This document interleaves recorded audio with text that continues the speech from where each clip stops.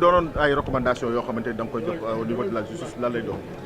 waaw ñun xam nga aussi comme dañuy ñëwoon en tant que ay artistes en tant que aussi ay anciens détenus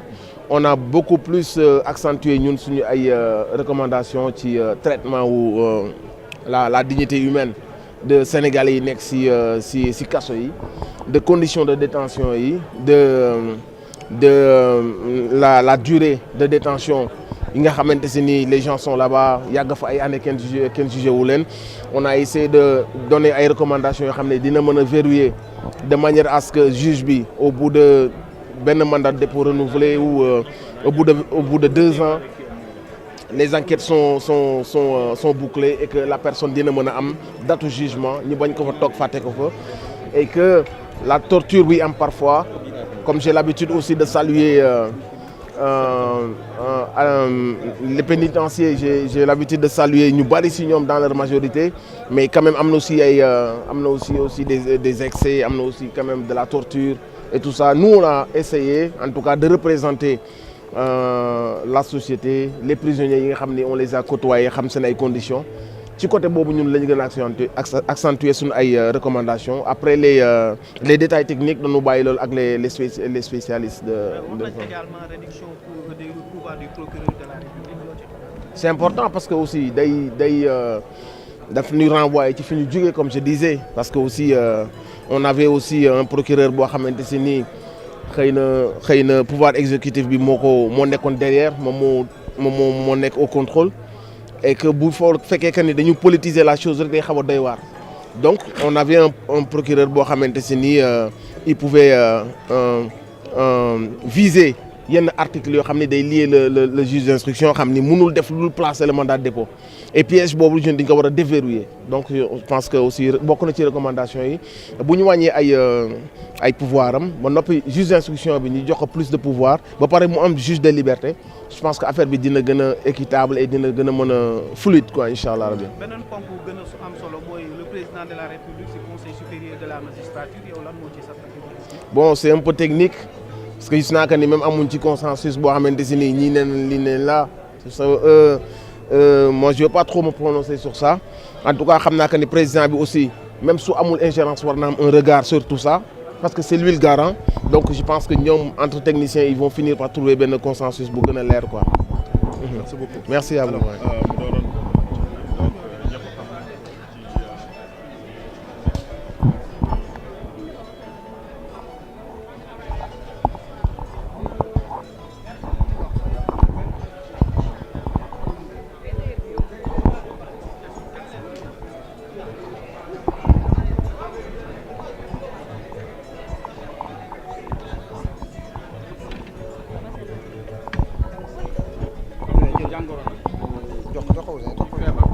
moo gën a xam jàngoro moo tax magistrat yi seen bopp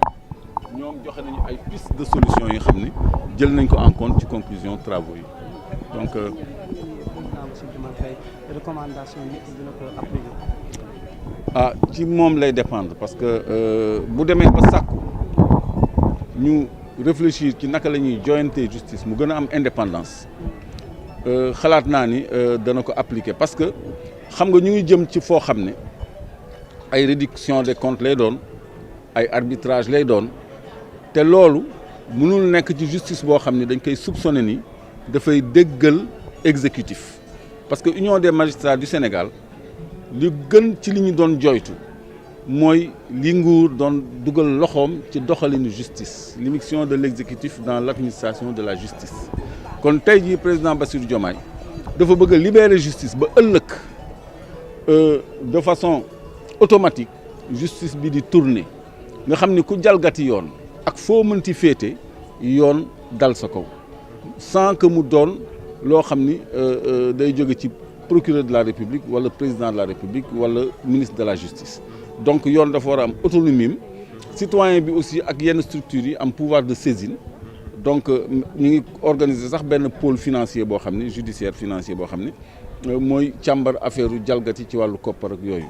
donc lii je crois que président Bassirou Diomaye mi ko sàkku dina ci jëfee même bu dul jëfee lépp dina jëfee 80% ñu tënk ko nag ci ay loi ak ay décret te gis ngeen ni ñu ngi jëm ci réforme code pénal ak code de procédure pénale ak yeneen code yu bëri te administration pénitentiaire aussi am na ay càkkutéef loolu dafa am solo parce que bu leen fàtte ni gouvernement bi dafa am sacrifice bu rëy bu mu daj ci mbirum yoon. On a eu plus de 2500 détenus politiques ñoo xam ne ñi amoon nañu représentation fii ci assises yi ñoom amoon nañu ay coono politique yi ñu leen tegoon ci wàllu yoon moom ak Ousmane Sonko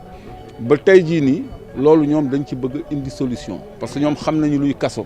xam nañu luy lenteur judiciaire xam nañu luy justice boo xam ne amul indépendance te yooyu nag ñoom comme dañ leen far pour ñu jubbanti loolu dafa bokk ci li ñu war a jubbanti moom moo waral suñu daje bi salaamaaleykum wa rahmatullah.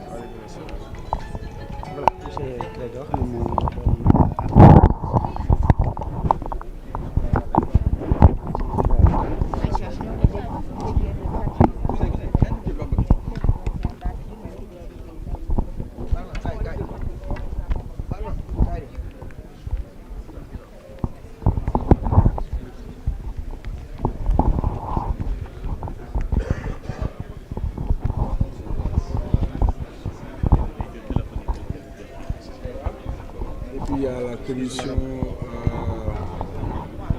modernisation chargée, elle, de la mise en œuvre pratique des recommandations et dispositions qui auront déjà été identifiées. C'est comme cela que ça a été fait. Donc il s'agit ici, après les considérations générales, les considérations d'ordre méthodologique qui ont été à la charge donc, du facilitateur et du président du comité scientifique, il s'agit de faire l'économie, donc la synthèse du rapport. Il faut revoir les pouvoirs du procureur de la République, c'est à ce niveau-là. L'autre consensus fort, c'est la mise en place d'un juge des libertés et de la détention.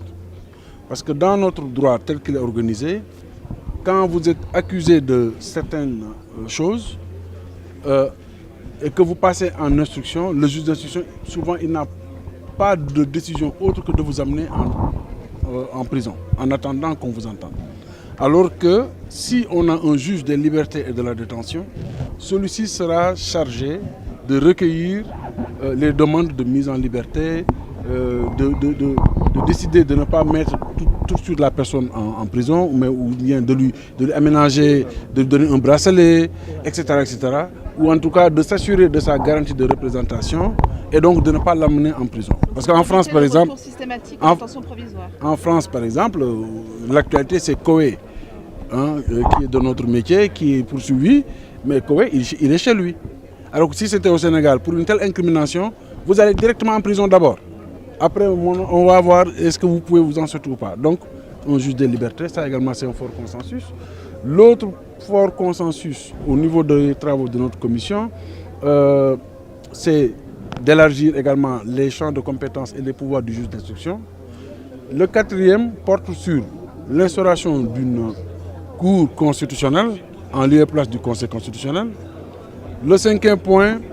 porte sur, au-delà donc de cette cour constitutionnelle, comment faire pour revoir les textes, le code pénal, le code de procédure pénale, l'article 80, les articles 55 à 100, etc. Ça, c'est des dispositions que les gens considèrent comme étant des dispositions très liberticides. Et puis, le dernier point, je pense, de consensus porte sur le Conseil supérieur de la magistrature. C'est un organe qui organise les affectations, les carrières des magistrats, etc. Il y a deux points de vue. Le premier point de vue, c'est de dire qu'il faut que le président de la République et le ministre de la Justice sortent de ce conseil, d'accord, et pour plus d'indépendance. Et il y a un autre point de vue